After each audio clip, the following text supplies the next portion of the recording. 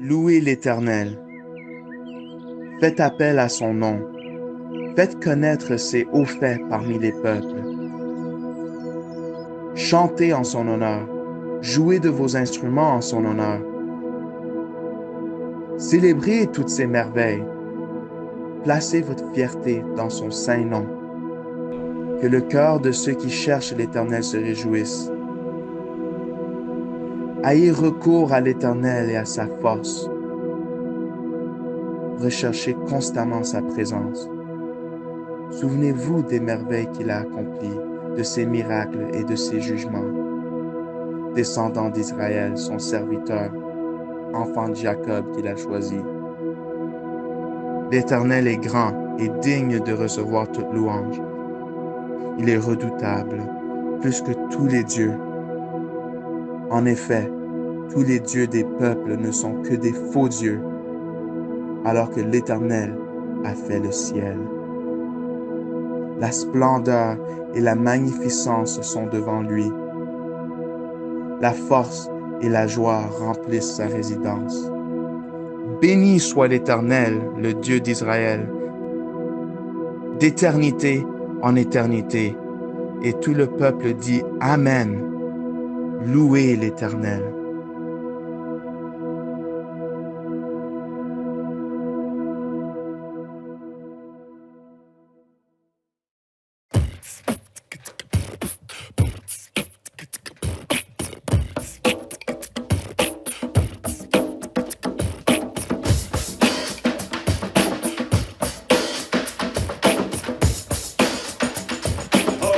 Pourquoi chantez-vous maintenant? Nous chantons grâce à l'Éternel. Oh, pourquoi chantez-vous maintenant? Nous chantons grâce à l'Éternel.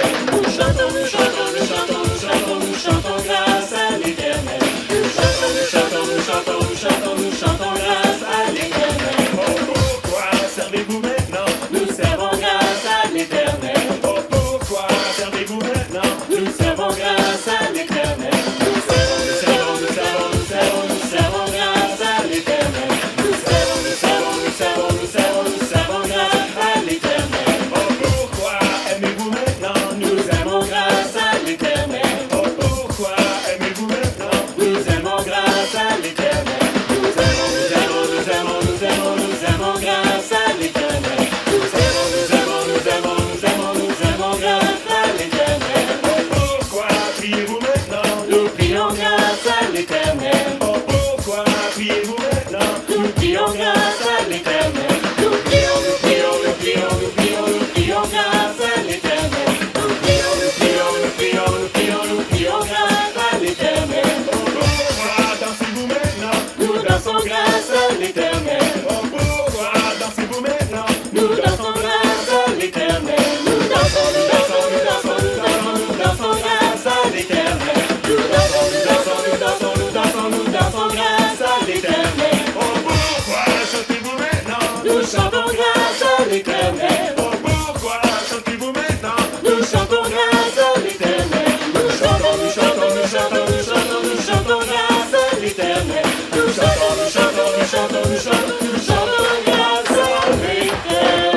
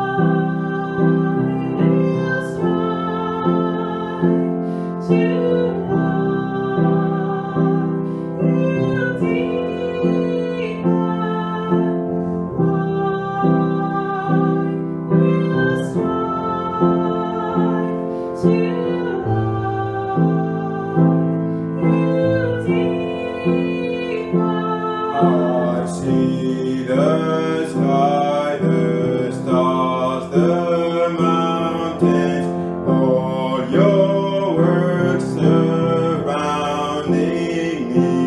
I see your power in everything, the heights above the ocean's deep. I see the sky, the stars, the mountains, all your works surrounding me.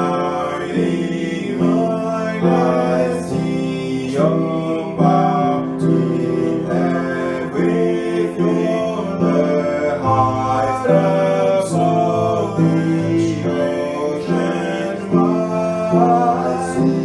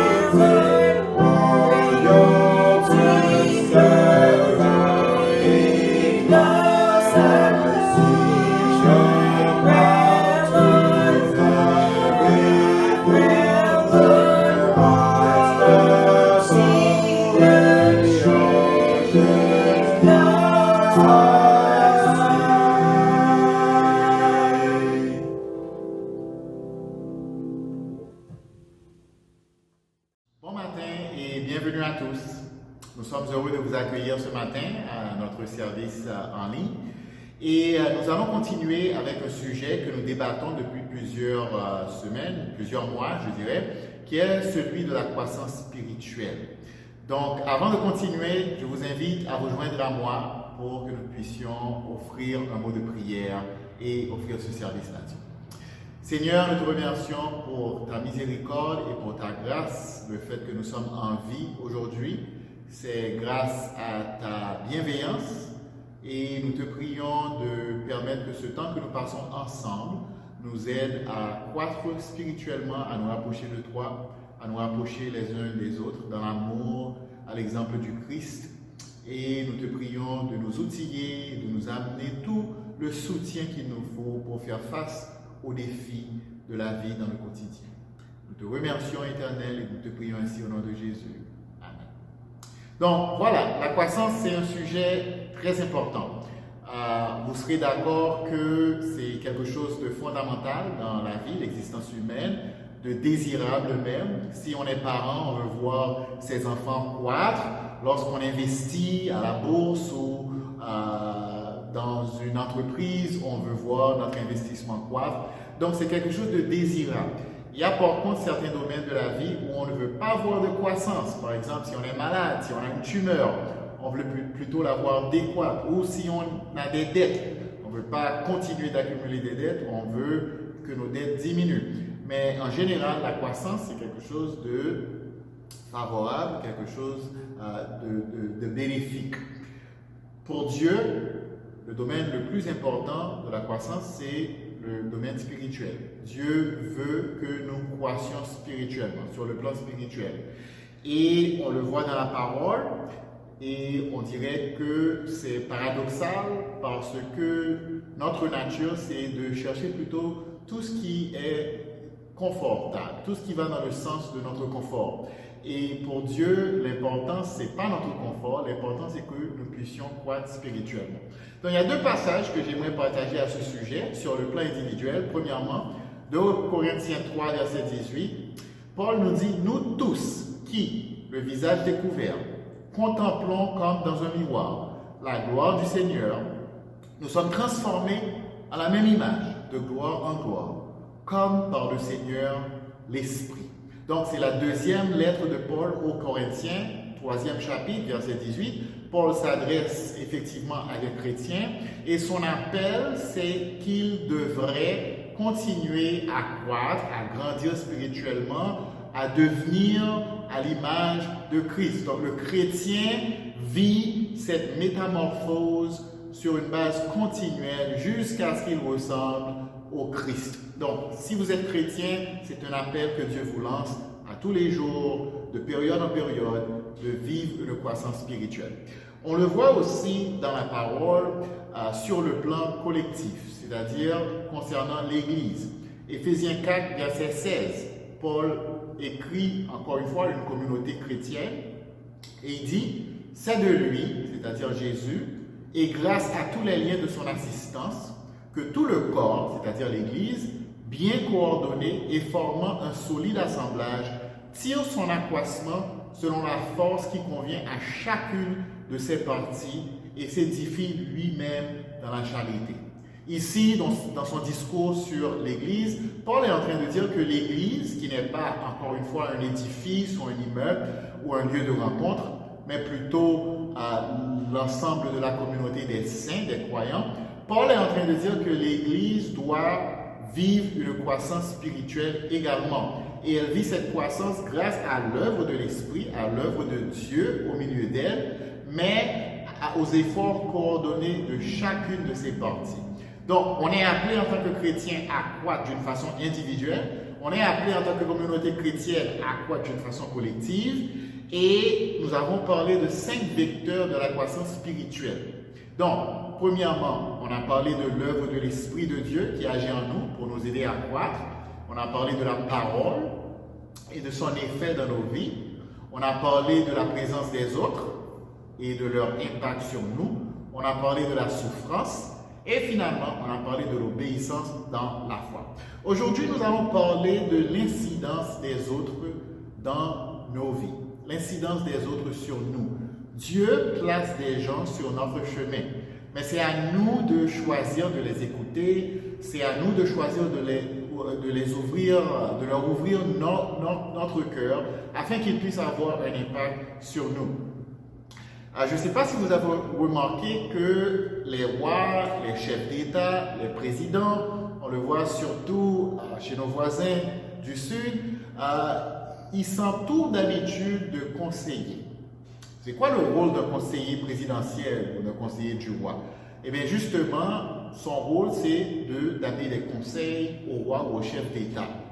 On dirait en théorie que le rôle du conseiller c'est d'amener des conseils au roi, au président, au chef d'État qui vont lui permettre à bien gérer, à faire une bonne gestion de l'administration publique et pour amener des bénéfices à sa nation, au peuple qu'il gouverne. Mais ce n'est pas toujours le cas. Dans les pays en voie de développement où il y a des dictateurs, souvent on voit que la priorité principale ou la préoccupation principale des conseillers, ce n'est pas le bien du peuple, mais c'est plutôt de garder leur poste et souvent de garder leur vie. Parce que mal conseiller un roi ou un chef d'État, un dictateur, c'est-à-dire lui donner des conseils qui vont à l'encontre de ce qu'il désire ou de sa vision des choses, peut être un danger, peut être un risque même de perdre sa vie. Donc, je me demande, est-ce que ça s'applique à nous également sur le plan individuel? Vrai, en réalité, on n'est pas chef d'État ou président ou roi, mais on gouverne sa vie. Et la Bible aussi nous enseigne de s'entourer de conseillers. Et la question que je vous pose ce matin, c'est quel genre de conseillers avez-vous autour de vous? Dans 2 Timothée 4, versets 3 à 4, Paul écrit cette lettre à Timothée, sa deuxième lettre à Timothée, et il prophétise sur l'avenir. Et écoutez ce qu'il dit. Il dit, car il viendra un temps où les hommes ne supporteront pas la saine doctrine, mais ayant la démangeaison d'entendre des choses agréables, ils se donneront une foule de docteurs selon leurs propres désirs, détourneront l'oreille de la vérité et se tourneront vers les femmes. Donc Paul, étant animé de l'Esprit Saint, avait la connaissance, la préscience de ce que les hommes feraient au fil des temps. Les hommes et les femmes, bien entendu, ont cette tendance de s'entourer de personnes qui vont leur dire des choses qui sont agréables à écouter. Pas des gens qui vont remettre en question leurs décisions ou leurs choix ou leur mode de comportement ou leurs valeurs, mais plutôt des gens qui vont abonder dans le même sens qu'eux, des gens qui vont leur offrir un soutien, on va dire même inconditionnel. Et Paul dit que cette tendance-là caractérise non pas les gens qui servent Dieu, mais plutôt les non-croyants, les gens qui sont infidèles. Donc c'est important pour nous en tant que chrétiens, oui, de s'entourer de gens pour nous conseiller, mais de s'assurer qu'on s'entoure de gens qui vont nous donner de bons conseils, pas nous dire ce que nous voulons entendre, ce que nous avons la démangeaison d'entendre. Un bon exemple dans l'Ancien Testament, c'est celui du roi David. On sait que David était un grand guerrier, un roi plein d'enthousiasme et de fougue et de passion. On sait aussi qu'il était entouré de plusieurs conseillers militaires, conseillers diplomatiques. Et on voit dans 2 Samuel 11 et 12 l'histoire où David pêche. David commet un péché avec la femme d'un de ses officiers, de son capitaine Uri. Et David aurait pu perdre la foi et perdre son salut et perdre tout en fait, mais parce qu'il avait autour de lui des gens spirituels, des gens qui voulaient premièrement le bien de la nation et honorer Dieu plus qu'honorer le roi. Donc Nathan, qui était un prophète, va trouver David et lui dit exactement la vérité, comme David avait besoin de l'entendre. Donc, aujourd'hui, nous allons regarder un autre exemple dans l'Ancien Testament, et c'est celui d'une jeune femme juive qui s'appelait Esther. Son nom juif, c'était Hadassah, et de son cousin Mardoché. Donc, je vous mets dans le contexte. Premièrement, le livre d'Esther est très particulier et unique dans l'ensemble des livres de la Bible, de l'Ancien Testament surtout, parce que pas une fois le nom de Dieu est mentionné dans le livre d'Esther. Okay? Donc, pendant tout le récit, l'exposé narratif, il n'y a pas une fois que le nom de Dieu est mentionné. Cependant, on voit l'activité de Dieu en faveur de son peuple. Le contexte historique, c'est qu'on est dans l'an 480 avant Jésus-Christ. Donc, environ 100 ans après la déportation des Juifs à Babylone. Le roi Perse Cyrus avait permis à certains Juifs de retourner à Babylone, à Jérusalem, pour s'y établir, alors que plusieurs Juifs avaient pris la décision de rester dans le royaume perse. Donc, le roi perse, c'était le roi Assuérus, qui était le petit-fils du roi Cyrus, donc fils du roi Darius. On rapporte que le royaume de Perse, à l'époque, comptait la moitié de la population mondiale, qui s'évaluait à environ 50 millions de personnes. Et géographiquement, ce royaume s'étendait de l'Égypte à l'ouest jusqu'en Inde vers l'est.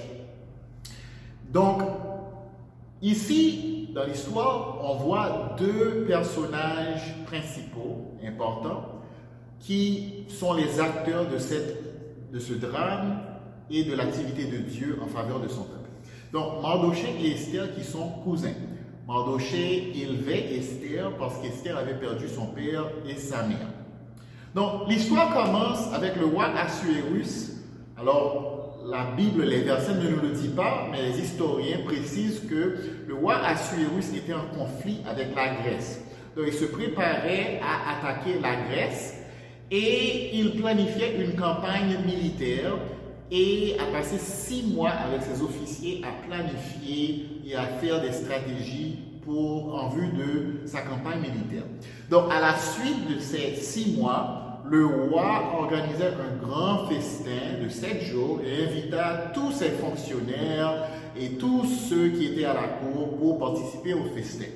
Donc, vers la fin du festin, le roi est ivre ainsi que ses officiers. Il fait appel à sa reine Vashti pour qu'elle puisse venir se parader sa grande beauté devant ses officiers.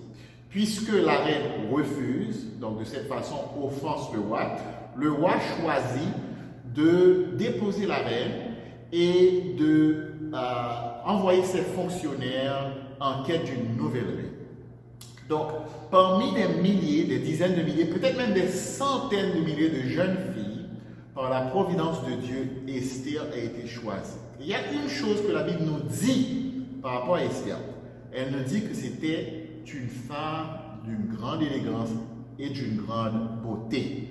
Donc Esther est choisie par le roi. Elle est peut-être une adolescente ou une femme dans le début de la vingtaine. Et elle devient l'épouse d'Assuérus, l'épouse principale et la reine de cet empire incroyable. Donc, selon les conseils de son cousin Mardoché, elle cache son identité juive au roi et à tous ceux et celles qui l'entouraient. Esther 2, verset 20, Esther n'avait fait connaître ni sa naissance, ni son peuple, car Mardoché lui avait défendu, et elle suivait les ordres de Mardoché aussi fidèlement qu'à l'époque où elle était sous sa tutelle. Donc, j'ai lu ce passage parce que, en quelque sorte, ce passage nous indique la relation que Esther avait avec son cousin Mardoché. Donc, son cousin était son aîné de 15 ans, selon ce qui est rapporté, et la Bible nous dit que Esther écoutait les conseils de son cousin Mardoché. Donc, mais bien avant, depuis son enfance, parce que Mardoché c'est lui qui a élevé Esther, et même après qu'Esther fut élevée au rang de reine de l'Empire perse, elle avait une place, elle gardait encore une place spéciale dans son cœur pour Mardoché, qui lui donnait des conseils qu'elle écoutait. Donc, pendant qu'Esther jouissait de sa vie de reine, le malheur se prépare à tomber sur le peuple juif par le biais de personnages qui vient faire son entrée sur scène du nom de Haman. Haman est un haut fonctionnaire du roi Assuérus de l'Empire perse. Et Haman est descendant de Agar. Pourquoi c'est important? C'est parce que 1000 ans auparavant, le prophète Samuel avait commandé au roi Saul de détruire le peuple d'Amalek et de tuer le roi Agar. Donc Saul, par sentimentalité ou par désir de plaire aux autres, avait omis d'obéir à Dieu, la raison pour laquelle il a été déposé. Et Samuel lui-même passa à l'action et décapita le roi Agag. Donc on dit que, étant le descendant de Agag, Haman avait gardé cette rancœur et cette haine pour les Juifs. En plus, ce que l'histoire nous amène, c'est que Haman étant élevé à un poste, l'un des postes les plus importants du royaume, probablement le poste le plus important du royaume, tout le monde était appelé à fléchir le genou en signe de respect, à l'exception de Mardoché. Mardoché était la seule personne qui refusait de fléchir le genou devant Haman. Donc cela rendait Haman fou, furieux de rage. Donc Haman décida de comploter contre Mardoché et contre le peuple juif pour exterminer toute la nation juive. Il arriva à persuader le roi Assuérus de publier un décret selon lequel tous les Juifs seraient mis à mort à une certaine date. Donc Mardoché apprend la nouvelle, il est dans le deuil. Il contacte sa cousine, qui est maintenant reine de l'Empire perse, et il lui dit, voici la situation, il faut que tu fasses quelque chose. Mais Esther, qui vit dans son confort, dans le luxe, reine, n'est pas enclin à risquer sa vie pour sauver le peuple. Et Mardoché lui envoie ce message. Esther chapitre 4, verset 13 à 14. Peut-être que vous avez déjà lu le livre d'Esther, peut-être que vous n'avez jamais lu le livre d'Esther, mais ces paroles sont fameuses et je vous garantis que vous avez déjà entendu ces paroles. Donc Mardoché fit répondre à Esther, ne t'imagine pas que tu échapperas seul d'entre tous les Juifs, parce que tu es dans la maison du roi. Car si tu te tais maintenant, le secours et la délivrance surgiront d'autre part pour les Juifs, et toi et la maison de ton père, vous périrez. Et qui sait, si ce n'est pas pour un temps comme celui-ci que tu es parvenu à la royauté. Donc Esther est reine, elle jouit du luxe, de l'élégance, de la splendeur de sa vie, alors que son peuple est à deux doigts d'être exterminé. Et son cousin Mardochée lui fait dire que tu as un rôle à jouer dans ce drame. Avant d'avoir reçu le message de Mardochée, Esther se disait peut-être que, à cause de ma grande beauté, j'ai réussi à monter sur la scène de l'histoire perse comme étant reine du royaume de Perse. Et Mardochée lui fait comprendre que Dieu t'a mis dans cette place, dans cette position, parce qu'il a un plan pour ta vie.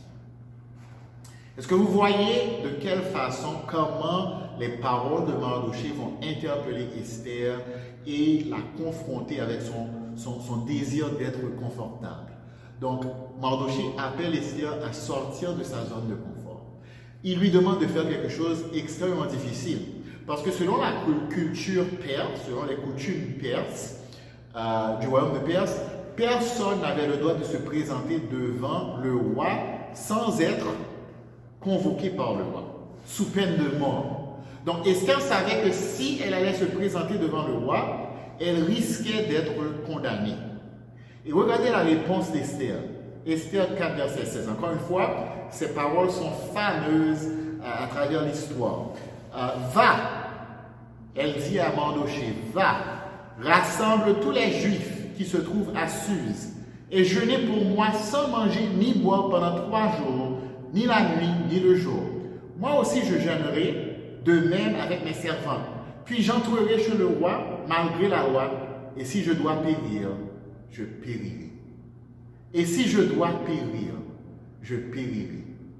Il y a quelque chose qui se passe à l'intérieur d'Esther. Finalement, elle comprend. Elle comprend que sa valeur va au-delà de son apparence physique. Qu'elle n'est pas juste d'une grande beauté, mais qu'elle a aussi une beauté intérieure. Elle comprend que Dieu a un rôle pour elle. Et ce qui la rend unique et spéciale, c'est beaucoup plus que son apparence physique. Mais c'est ce qui se trouve à l'intérieur. Et grâce aux paroles de Mardochée, Esther est capable d'aller puiser à l'intérieur et trouver un courage, une force dont elle ne se savait pas capable d'avoir. Et elle prend son courage à deux mains, elle se présente devant le roi, elle invite le roi à un banquet ainsi qu'Aman. L'histoire se déroule et Aman est dévoilé comme étant le vilain de l'histoire. Il est condamné et le peuple juif est délivré. Donc on voit comment Esther passe d'une simple beauté à une héroïne nationale.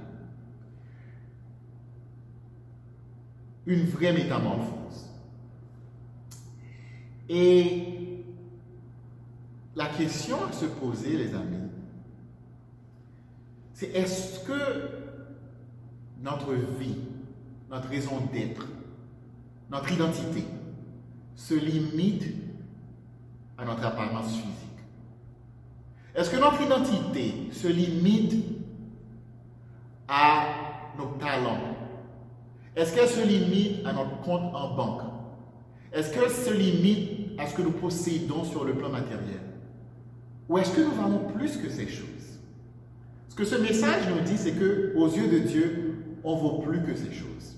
Mais souvent, si on écoute le monde, on écoute les médias, on écoute la culture, on écoute les tendances, on va limiter notre valeur aux choses matérielles qui sont à l'extérieur de nous. Donc, puisque nous parlons de la vie d'Esther, Dominique, ma femme, va partager avec vous sa perspective et ce que Esther lui apprend à travers ses choix. Bonjour à tous, ce matin j'espère que vous allez bien. Moi je trouve que c'est vraiment formidable que ce matin on est en train de parler de la vie d'Esther. Ça fait quelques semaines que les femmes, une équipe de femmes, nous sommes en train d'étudier la vie d'Esther.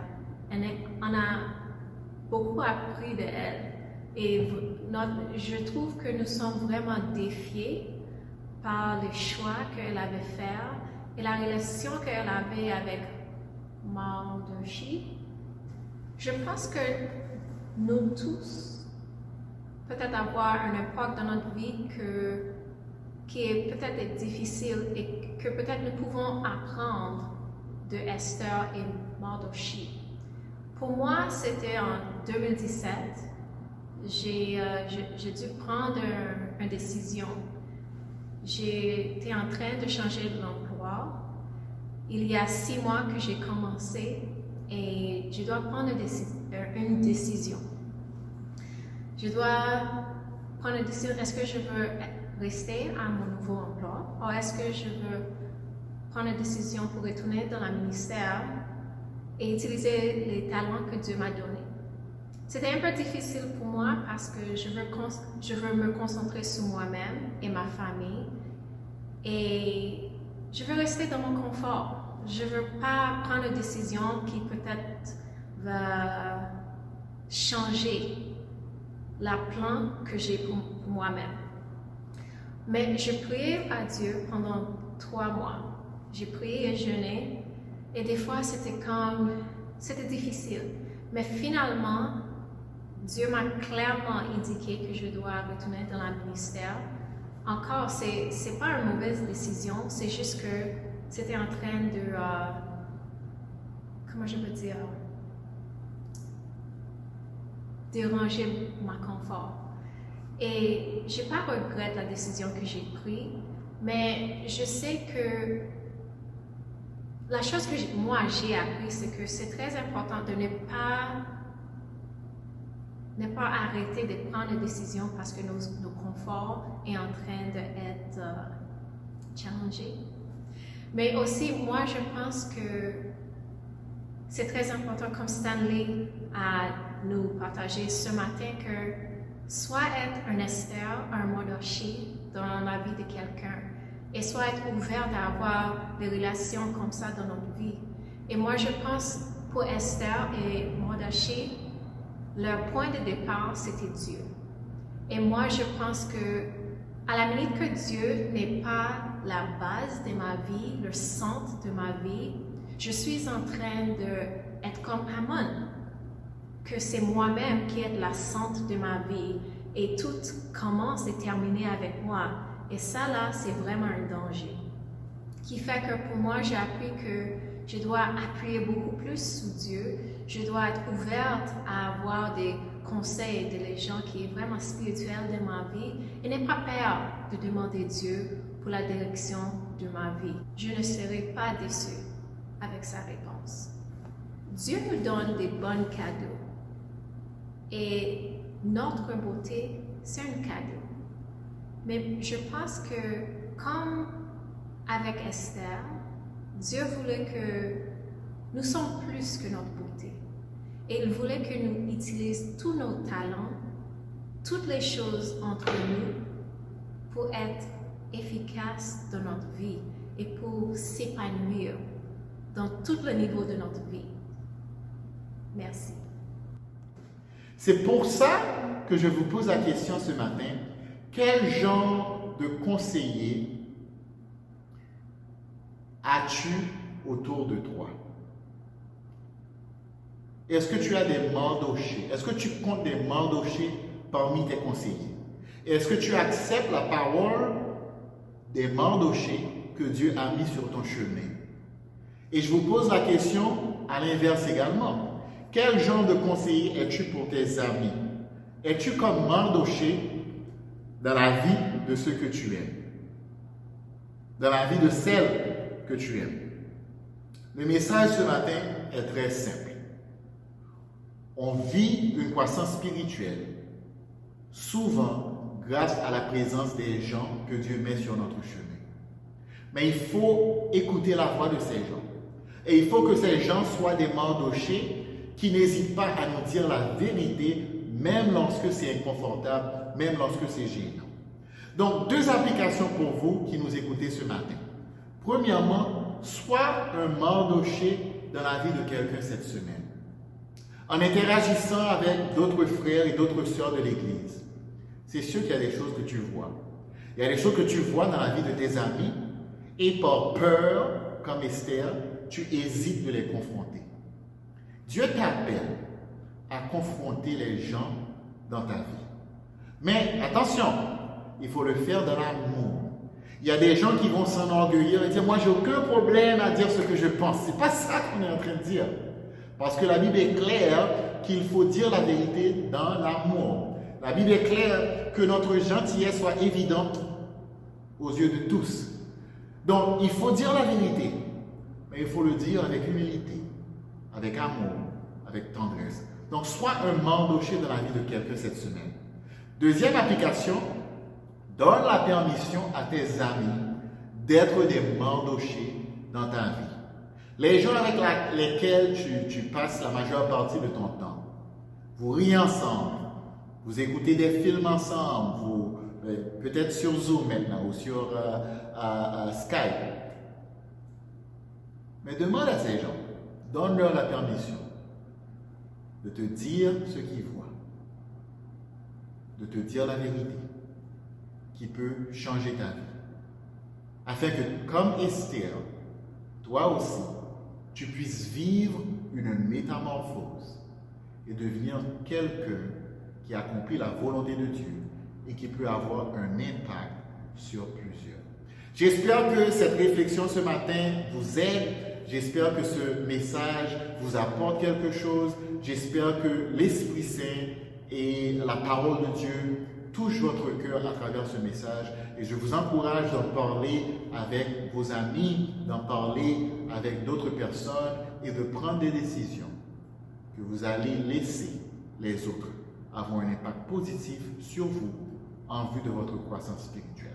Si vous avez visité avec nous ce matin pour la première fois, n'hésitez pas à nous contacter, ça nous ferait un plaisir d'étudier la parole avec vous, de répondre à vos questions, de vous offrir un accompagnement en vue de votre croissance spirituelle également. Merci pour votre écoute les amis, que Dieu vous bénisse.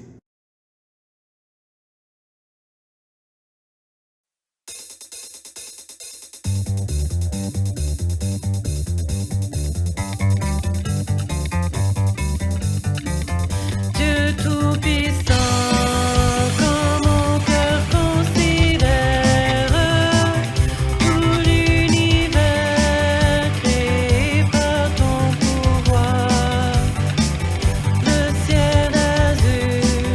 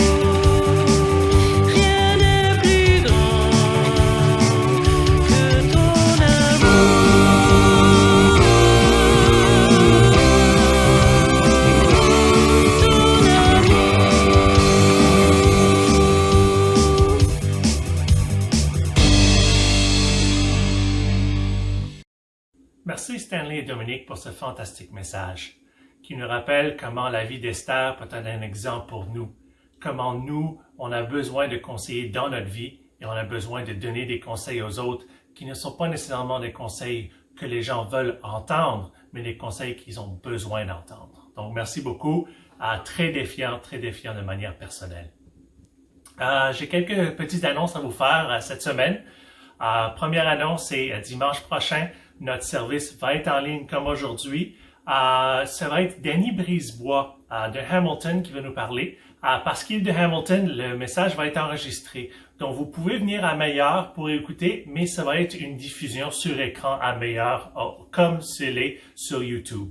Donc, si vous voulez assister, vous pouvez enregistrez-vous avec Stanley comme d'habitude pour assister au message en personne la semaine prochaine. Vous viendrez pour la communion fraternelle. Cette semaine, la mi-semaine sera par groupe de famille. Et dernièrement, il y a une rencontre pour les femmes, une dévotion sur le livre d'Esther. Donc, si vous voulez assister à ça, c'est à 7 heures du matin. Le lien est dans le courriel de Manuel demain matin. Donc, merci beaucoup. Je vous souhaite un bon dimanche. Maintenant, ce que nous allons faire, c'est nous allons prier pour la communion. Donc, tout de suite après le message, je vous encourage de vous rencontrer avec votre groupe de famille et de passer du temps ensemble à prendre la communion. Prenons le temps de prier pour ceci. Père, merci beaucoup pour ce temps ensemble ce matin. Merci pour ce temps où on peut vraiment venir vers toi. On peut venir vers toi et te remercier pour le sacrifice de Jésus, pour son sang qui a coulé pour nous, pour sa chair qui a été brisée pour nous. Merci pour l'exemple d'Esther et de Mardoché qui nous ont montré comment être des conseillers les uns envers les autres. Et je sais que tout ça est venu à cause de toi. Et fondamentalement, c'est à cause du sacrifice de Jésus que nous pouvons être là, les uns pour les autres, pour nous aider les uns les autres, nous conseiller les uns les autres. Donc, merci. Je prie tout ça au nom de ton Fils. Amen. Mon âme exalte le Seigneur, mon esprit se réjouit en Dieu, mon Sauveur, mon âme exalte le Seigneur, mon esprit se réjouit en Dieu. Mon âme Soit rendu à Dieu le Père, et gloire soit rendue à Dieu le Fils. Gloire soit rendue à l'Esprit divin. Gloire soit rendue à Dieu. Gloire soit rendue à Dieu le Père, et gloire soit rendue à Dieu le Fils. Gloire soit rendue à l'Esprit divin. Gloire soit rendue à Dieu.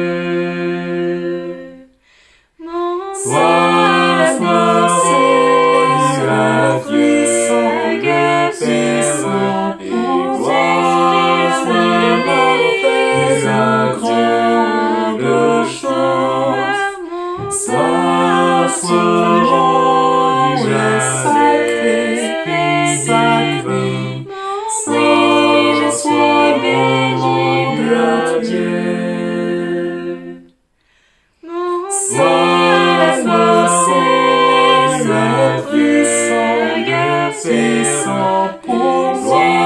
Gloire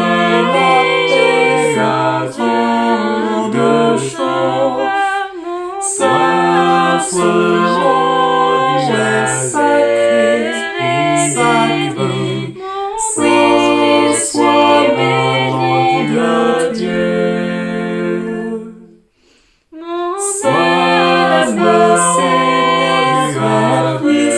le Fils.